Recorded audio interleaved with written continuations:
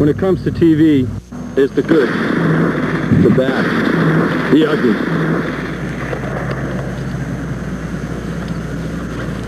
And there are two kinds of people in this world. Those that read accessibility, and them that don't. Accessibility has informative articles, monthly schedules, and it tells me everything I need to know about public access television right here in Brookline.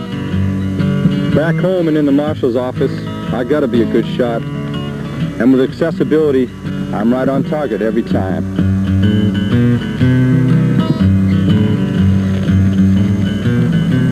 BAT. Keep it in your sights. Come on.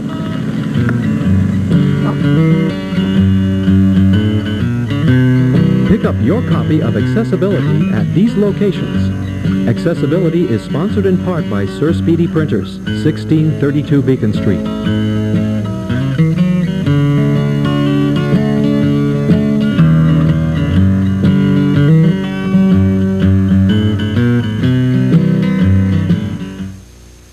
Enough of that. Let's get on to the show we have. We have a dynamite show here. We were going to have a punk rock band on the show, but we decided we've already done punk. We were going to have the punk rock band. Hot Lead Enema was going to be here on this show. We canceled them because we decided, what have we not done here yet? Country music. Country music. It's happening. And we have a gentleman here today.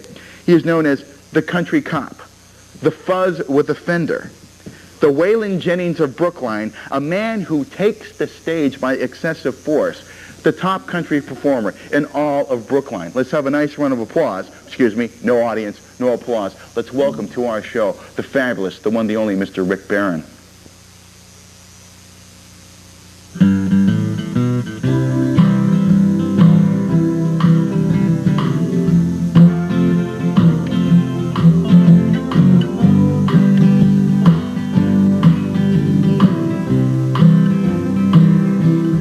Cheating heart would make you weep.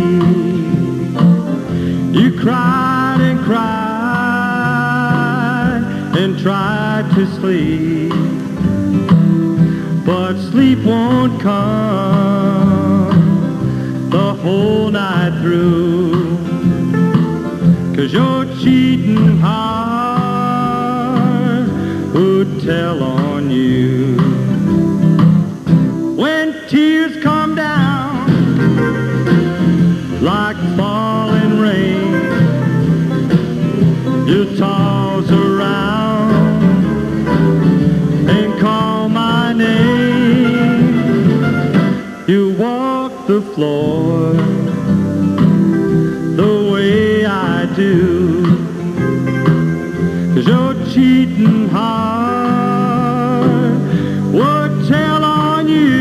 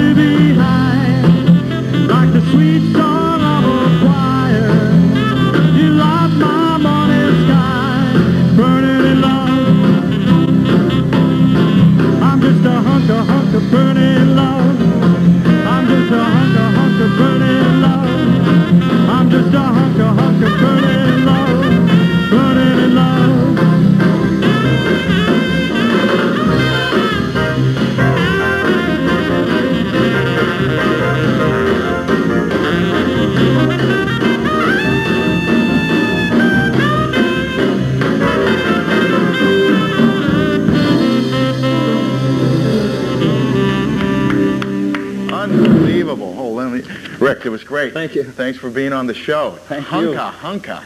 That is wild. Now, how did you like playing with the band, the Funks? Fantastic. Okay, The Funks. Yeah, the Funks. Yeah, right. Great band. And Thank you by the very way, Junior Mints for you. Thank you. Thanks for being on the show again. Now, normally you would be with your band, the Quavers. Is that right? Right, that's correct. What is a quaver? A quaver is, it's an eighth note, a musical eighth note. Okay. Do they teach that stuff in Berkeley, I think guys? that's what it is. Isn't You better take some notes here. And what attracts you to country music? Well, my dad is from Harpers Ferry, West Virginia. That's where he was growing up. Uh-huh. So I grew up on all that stuff. Ernest Tubb, Hanks Williams, Loretta Lynn, Eddie Arnold. Wow. And as a kid, I couldn't stand it. But as an older guy, scrambling for another career and some other opportunities, I realized that's about all that's left for me. Well, I don't know. You threw in some rock and roll, though. You did some Elvis. We do a lot of Elvis. Do you think Elvis is still alive? Isn't Elvis everywhere? I think Elvis is everywhere, as a matter of fact. I think you might be right. Now, you mentioned another career. You're also a Brookline police officer? Yes, I'm a full-time police sergeant on the Brookline Police.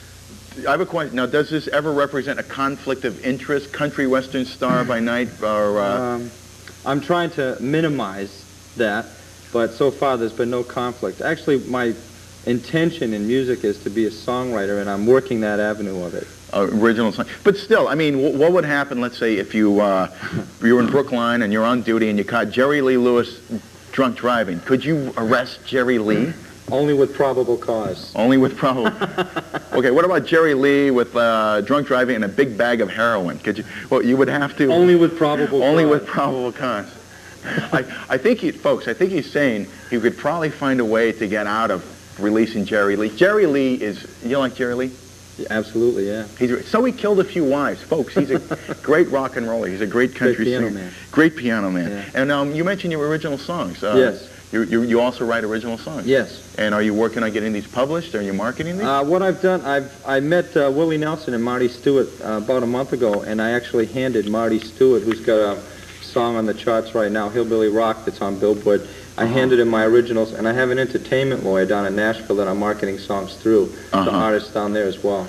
I've been working with the Sound Market in Cambridge. It's a recording studio, and John Krivet's my producer, and he's helping me with that. Excellent. Now, what do you think?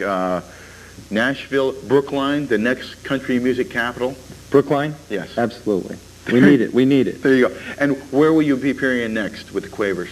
We're going to be doing every Sunday night.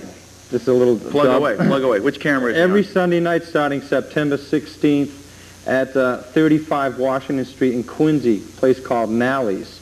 And people are welcome to come on up and sing a few tunes with us. And we have some weddings, general business functions coming up. We'll be playing locally, too. The best thing is to watch the Beat magazine and the calendar section of the Globe. Well, how can I say, Rick, it was a pleasure having you here. My pleasure. Thank you very much. Come back and see us again. Thank you. Folks, we had to take a little break, but we'll be right back, all right?